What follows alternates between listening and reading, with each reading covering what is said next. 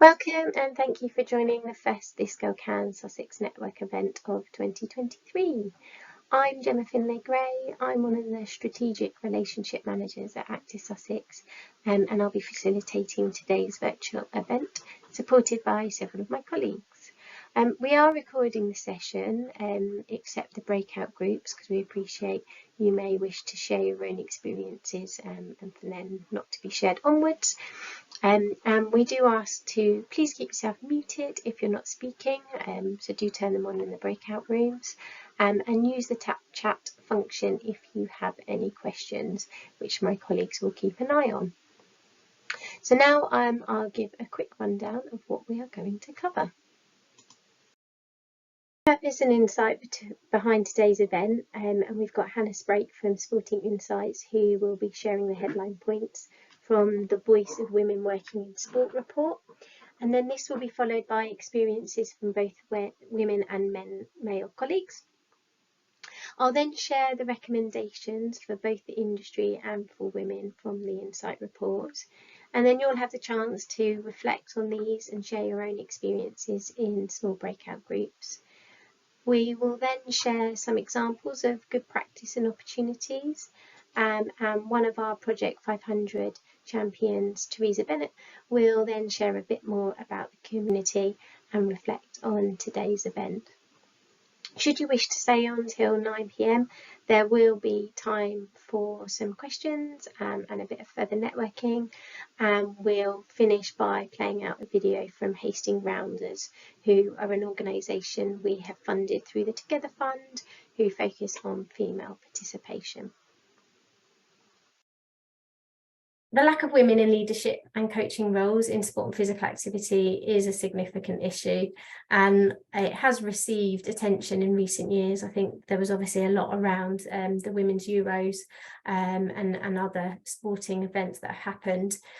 But despite the progress made in gender equality in sports, we are seeing more women participate, and we know there remains still a gender gap, both in participation and in leadership and coaching positions.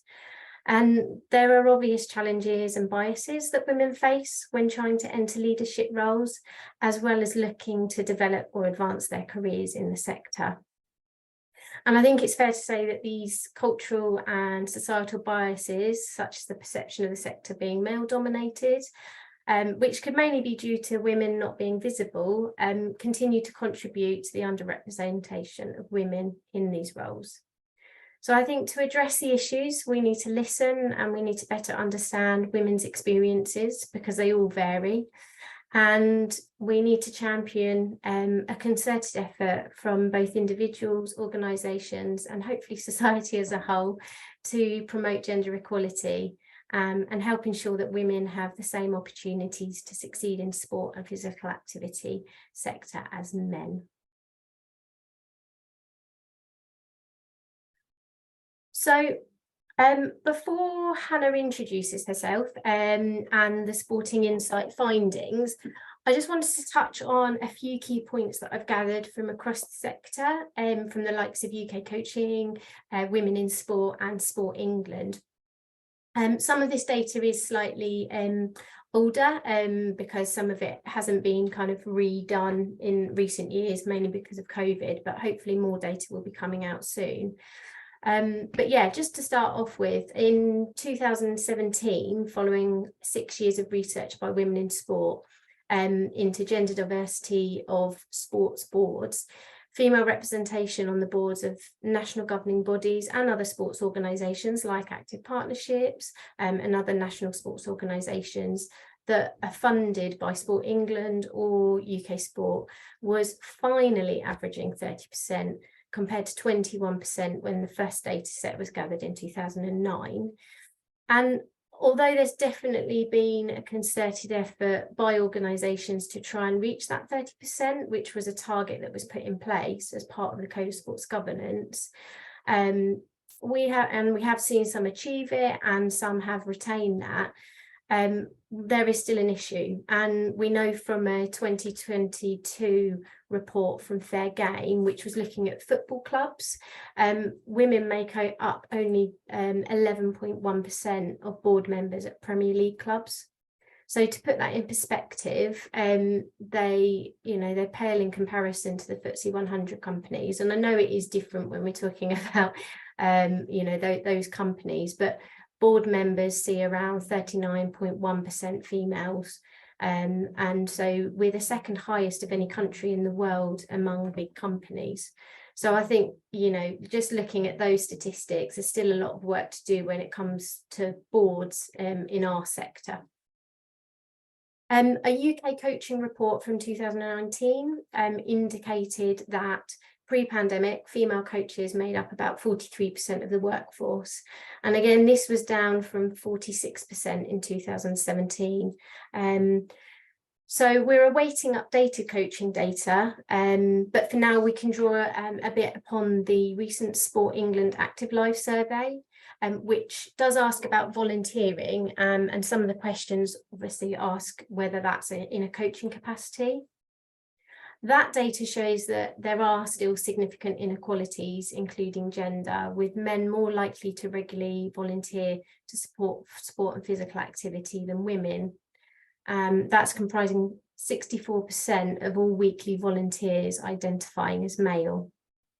And amongst those who volunteered in the last year, specifically selecting coach or instruct, 30.9% were male and only 22% were female. Although pre-pandemic, and again from 2017, women in sport research indicated that men are twice as likely to volunteer in sport as women.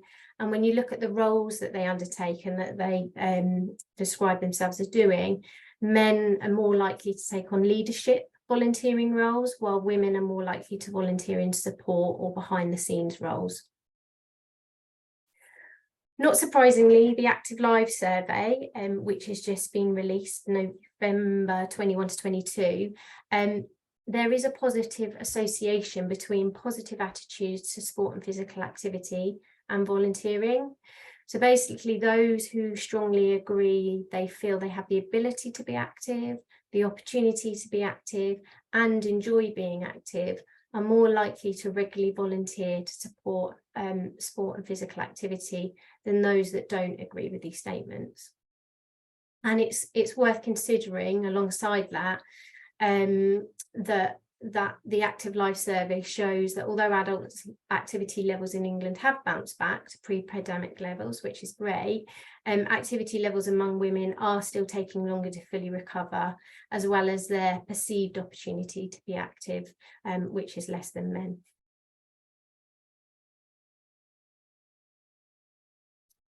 So without further ado, I'm now going to hand you over to Hannah, and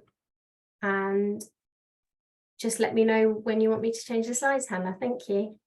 Oh, thank you, Gemma. Good evening, everyone. Thank you very much for inviting me to join your session. We're excited to share some of our latest research that we did looking at the voice of women working in sport. So we did an online piece of research back in October last year. So we had 863 women part of our research, and that ranged from CEOs to executives, and it also ranged from people working in grassroots sport, but also people working in media and sponsorship.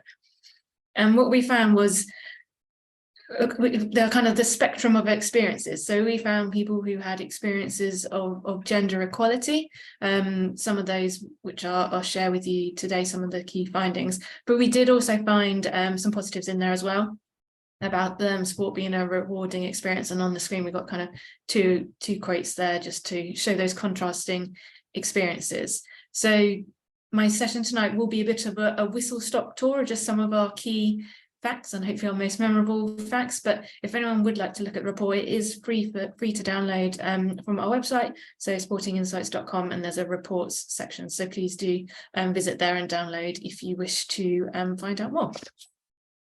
Cool. So Gemma, do you want to move on to the first slide?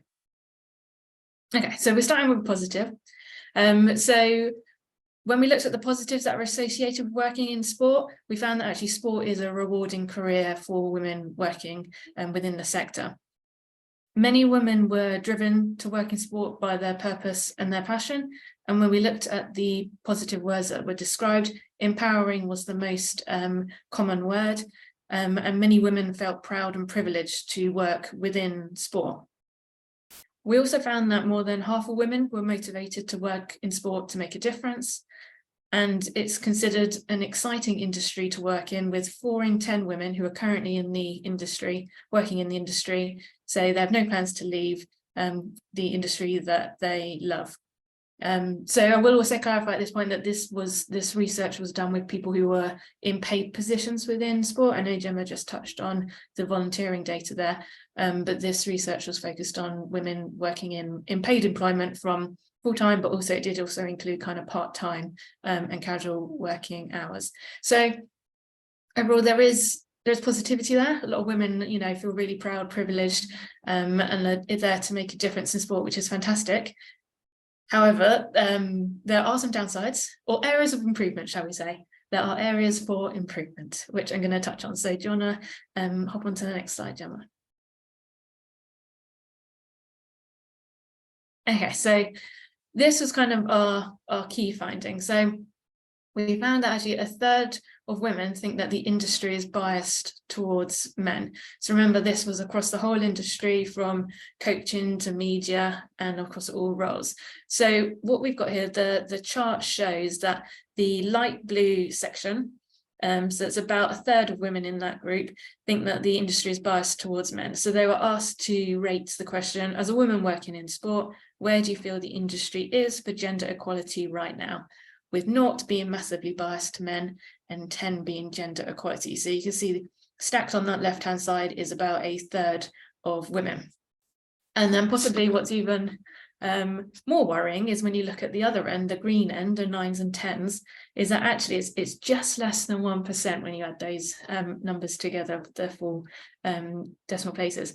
Less than 1% of women felt that there was gender equality in sport right now, which is worrying, but as I said, room for improvement. And we can see that actually whilst that is a small percentage, there are some people there who are in that some gender equality, so that's 7 and 8 out of 10. And actually there is a good chunk of people in that neutral area. And when we looked at the data and we look at the average score across all of those who completed the research, actually the average score was 4.63 out of 10. So what we plan to do with this research is to repeat it, and the hope is that as an industry we can move the dial and shift that number up. And we've done various presentations with different stakeholders, and it's fantastic to see that Gemma and the team are doing this work in their local area, and hopefully locally that number can shift, and there'll be good best practice that others can look at and copy and help move that number closer to the 10. So when we dug a bit deeper in some of the other areas, pay came up as quite a key issue for a lot of women. So the key finding that we found was actually 51% of women, so more than half, think that they're paid less than men for the same roles. So as I said, pay was a very common issue, and actually it was the most common barrier to women entering the sports industry. So actually 61% of women said low pay was a barrier to them entering sport. And when we looked at quite a few of the comments, there were quite a few concerns raised that actually roles in sport, when you compared it to other industries, so whether that's I suppose tech, health, marketing, brand, that kind of area, private equity, those types of things, the similar roles were actually paid less within the sports industry. So you've got one example here in the green box about a lady moving from a corporate job into a charity sports sector. And actually it's taken her 4 years to earn the same amount of work, same amount of money. So what this indicates is there is potentially, it's a sector-wide issue, that actually jobs in sport are paid less than jobs, similar roles, but within different industries. So perhaps it's a sector-wide issue. But I think the stat on the left there, the 51% of women believe that they're paid less, does indicate that there's potentially some gender pay gaps within the industry. And what we weren't able to do in this research was we weren't able to dig down to identify if it was a certain sport or a certain, I suppose, sector within the industry. So like I said, whether it's media or whether it's coaching, but I suppose that would be the next step to see if we can pinpoint where is that. But I guess if you'll hear from a business or an organization, it's something you can look at internally to see whether that applies to you and whether it needs addressing, or hopefully it's not something that applies in your organization. So that's a kind of a big tick in the box. Next slide then, Jan. So the other thing that came up quite a bit was the impact of men in a positive and a negative in negative ways. So one of the key findings we looked at was kind of male gatekeepers and intimidating men working in sport being a barrier to entry. And what we found, which was actually quite surprising, was actually that is a barrier for about a third of women, but sadly that's kind of been the case for the last 10 years and it's not actually improved. So if you look at the bar chart on the left, so we've got we asked women how if male gatekeepers or intimidating men were a barrier to them entering. So if women who had been working in this industry for more than 10 years said that yes, that was a barrier for them when they entered. But when we looked at it for those who had entered the industry in the last 5 years, again, a third of them also had the same experience. So what that tells us is that that was an issue back then, and sadly it hasn't improved for those who are entering the industry now. And then when we looked at women progressing their careers, we found that it was still an issue for about a third of women. And some people, you know, saying like that first quote there, that actually once you get in the door, the biggest problem is male gatekeepers. And actually it's a challenge to entering and progression. So I think we've got those challenges of whether it's the old guard who are working in sport and aren't as open-minded to have different people come in. But we did also look at female gatekeepers, and don't want to say that all women are fantastic role model. I would like to say that all women are fantastic role models for other women, but there are some women who are also gatekeepers for other women working in the industry. I think it was about 8% of women had that experience. So it's just to say it does, both genders are kind of acting in that slight gatekeeper role, but men more so than women. Cool. Next slide, Jen. And then our last set of key findings links back to that. So shockingly, kind of quite a high number of women faced barriers when they were entering the sports industry. So it was actually 9 in 10 faced barriers when entry, and then also 9 in 10 faced them when they were developing their career whilst working in sport. So when we dug a bit deeper into some of the other barriers beyond what we've already mentioned, one of the ones that came out is confidence and imposter syndrome. So you can see in the green findings, we found that actually 9 in 10 women said that they felt perfectly confident to do their current job that they were in, but 6 in 10 felt that imposter syndrome was a barrier for them when progressing their career. So what we can see is that actually women feel perfectly confident to do their current job, but it's the move-in roles, which is where women were having the imposter syndrome barriers. So it's not that they don't have the confidence to work in sport, it's just when they were making those steps and those changes that there's potentially the need for some extra support. And then a few of the other barriers in those speech bubbles, we had 28% saying that lack of flexibility in their workplace to meet their lifestyle needs was difficult for them to progress. And 75% felt that men were better connected within the industry and progressed further and quicker in their career. And 30% believes that they didn't get the personal development opportunities that their male colleagues got within the workplace. So there was a real matrix of different barriers that different women experience, but hopefully the research kind of shares what those various barriers were and highlights those that were potentially a bit more prominent to women working in sport. I think that's it. Oh, you're on mute, Jen. It's going to happen. Thanks so much, Hannah.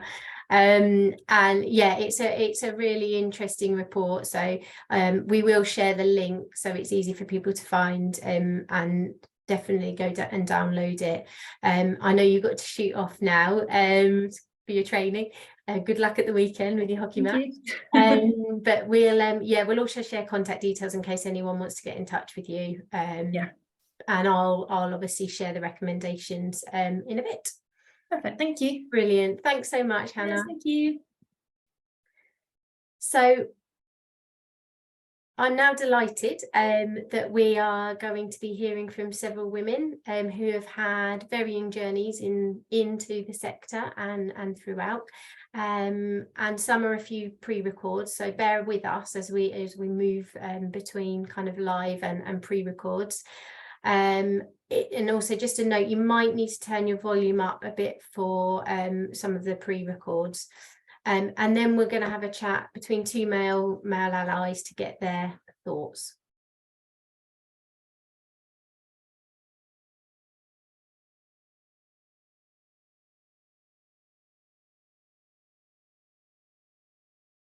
Before we go into breakout rooms, as Hannah has had to shoot off, I'm just going to quickly go through the recommendations, which again you can find in more detail when you look at the report. So as mentioned, it's split into kind of two areas. So there's actions that employers can take, and then there's actions that women can take.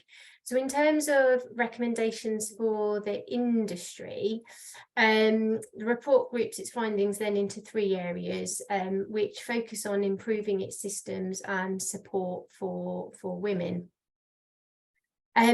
I'm only going to highlight kind of one from each of the three sections, but like I said, if you go to the report, there's more detail on each. So the first section, which is improve gender equality in industry systems. So yeah, there's a real need for the industry to be more transparent and open-minded during recruitment. So, you know, actively looking at transferable skills, characteristics, and the values that women can bring beyond the existing workforce. And just being upfront on working conditions and flexibility, because, you know, accommodating and promoting that can, you know, also look at the wider diversity and inclusion in the sector. In terms of the second area, supporting women entering the industry, you know, there's only 8 in 10 women who work in sport are doing so because they're passionate about the sport. And so it demonstrates the importance of positive experiences in sport for all women, as it does impact the workforce within sport itself. So if more women and girls enjoy sport as participants or fans or parents, then hopefully more women will consider working in sport. And, you know, through creating that diverse workforce, it will appeal to more women, and there'll be diversity of thought, basically.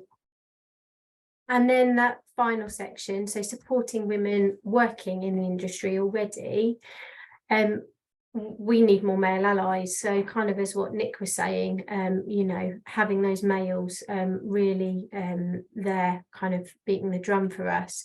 And, you know, 44% of women say that there aren't visible enough, and there aren't vocal male allies in their work settings. And, you know, women valued men who did champion their skills and their strengths, and also connected them up with other people within industry. So, you know, while the earlier key stats showed that men were barriers, you know, the research also found that not all men are barriers, and they can in fact be enablers. There are some suggested actions for change, and when you go through the report, it tells them that, you know, kind of goes through some of the things that we can do either individually, you know, as an organisation, and then going back to that wider societal. So again, I'm not going to go through these, but I'd really recommend you take a look and, you know, see how those things can fit within your own working practices. I think just a couple of things, you know, just really quickly, is things like the, you know, the gender equality in terms of recruitment. You know, thinking about using straplines like the happy to talk flexible working, you know, just putting that on adverts will actually remove barriers for any gender with caring responsibilities. So, you know, it will really support getting more women, but it, you know, it's more kind of inclusive than that. and that participation to workforce cycle, is really, really important. And also thinking about non-sporty women, because skills are transferable, and, an individual doesn't have to love sport or have an active lifestyle throughout their life course to be good at their job. So it's really important that we think about that. And then the final bit was in terms of recommendations for women themselves. So the report that Hannah shared and will share identifies kind of key focus areas for women. So building authentic networks, embracing their feminine qualities, seeking out informal mentoring as much as formal mentoring, looking at camaraderies with other women. But what we did want to highlight is an additional mini report from the research, which is called 50 Ways to Thrive in Sport, Advice for Women from Women. And again, I'll share that with you after the event. So this research gathered advice from about 863 women working in the sector, and then members of the Women's Sport Collective advisory panel voted on their top 50 pieces of advice, and then that's been broken down into 10 areas, which is shown here. So those kind of top 10 topics, examples such as don't focus on the barriers, focus on yourself, embrace the fear and do it anyway, and be brave, be bold, be confident, and use your voice and speak up.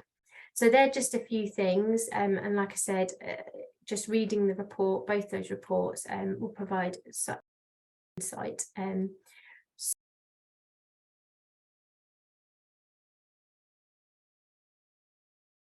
Welcome back. It was lovely. I popped into a couple of rooms and I was listening in, which was, it was lovely to hear the conversations going. I'm just going to share my screen again and just talk through a couple of the opportunities that kind of we're aware of. And obviously this is not an extensive list. I know there is obviously lots more kind of going on, but I just thought it was worth sharing it. Learning from other organisations. I mean, Willow in her kind of interview obviously talked about Equality FC, and they've also got a programme called Sisterships, which Active Sussex have just signed up to. It's just a great example of what a club and an organisation is doing. So go and take a look at them. Thinking about gender equality training and development, there is opportunities out of the sector as well, and there's a great organisation called Inclusive Employees that run lots of workshops and webinars, and then pulling on resources and insight. There's some great stuff from UK Coaching, lots of stuff on the Women in Sports site. And then we've also got, mentorship and networking opportunities. So obviously we've got our This Girl Can network, but there's also the Women's Sports Collective, which is part of the Game Changers. And I'll put a link to that if you're not kind of signed up. In terms of the This Girl Can network, we've actually got a couple of things planned this year. So again, I'll send out that information, but we're going to look at things like perinatal health, and also looking at things like safety and inviting spaces. So that will be coming up later in the year. Talking about male allies, thinking about things like lunch and learn or time to talk conversations. We run a time to talk on a Tuesday. Well, Nick manages it, and we look at loads of different EDI themes, but one of them was around women and gender, and that was a great opportunity to speak about gender issues, and also talk about things like male allies in terms of women. Governing bodies, some of them have leadership programs if you're specifically within those NGB kind of networks. Apprenticeships, it was great to hear from Poppy around Coach Corps, and then obviously the targeted initiatives. Some of them, you'll know about, like the big This Girl Can campaign and International Women's Day, and then down to those local kind of campaigns like Project 500. So seamlessly, I'm going to stop sharing and pass over to Teresa. A Project 500 champion, along with Jess, who's on the call, and Danielle, and we're the Sussex Project 500 champions. which is all about getting more women into coaching and supporting women of all ages. It's been absolutely fantastic. We've had 3 sort of meetups. One was virtual last year in February. Then we met in September at the Amex, had a fantastic session there, sort of supporting coaches connecting up together. And then recently in March, we were at the down at the harbour, the marina, for our midweek mingle, which was fantastic. And just loads of coaches, really female coaches, all supporting each other. I just think it's really important. At the moment, I'm doing this level 1 tutoring on course, 27 in total on the course, and only 6 are women. And but I do think we've got a bit of a solution. And first time we're doing a women's only course in Worthing in June, July. And we've got loads signed up for that. So I do think that perhaps is a lot of the time, like you said, about women not perhaps feeling comfortable, being intimidated by the men on the course. So we'll feed back on that from when I've finished delivering that. That's obviously table tennis specific, but I do think it is quite an interesting thing, the whole women only courses. Yeah, and that's something, you know, participation wise, you know, sometimes we say, you know, excluding to be inclusive sometimes has to happen, you know, giving those spaces to make individuals from certain community groups or with certain characteristics feel comfortable. We need to do that, and then hopefully building that confidence, they move into those wider inclusive sessions. So you know, I think it's just having that menu of choice as well. And like you said, there might be some women that are perfectly happy to go on to that course, but having that you know, female only, that obviously is showing that there's the interest there. So I think, yeah, it's that choice, isn't it, and responding to that need and listening and doing that. So yeah, thanks for that observation. Was there any other reflections from the session today? Oh, sorry. Just really interested in the breakout group. How people, we were talking about the fact that actually, you know, the elite sport, okay, it's important, but it's getting everybody active, and the physical activity that's appropriate for everybody. That's the really important thing, of getting those inactive people involved, and how we do that. So that sort of came out of our working group, really, not just sort of looking at elite sport, but looking at, you know, women coaching at that level, where they're just getting more women involved at a local level and grassroots stuff. Yeah, no, definitely. I think some of the projects that we've seen do the best in terms of tackling inequalities, and especially inactivity, is people that have been on that journey themselves and were inactive, because they get it and they know what those barriers are firsthand. And like when we were talking about that recruitment into the sector, and actually making sure that it doesn't come across that you have to be a really sporty person or the best at your sport, you have to have all of the, you know, this background. I think it's really important, because then that is when you get that diversity of thought, and you get individuals who can then share, you know, this was my experience and I didn't like sport and physical activity because of X, Y, and Z. So these are the things that I would suggest you do. And, you know, and if we're not capturing that, we're never going to get those voices. So yeah, you're right. It is really important. Well, I am going to say a big thank you to all the speakers, whether they were live or recorded, and I hope you've really enjoyed the session this evening.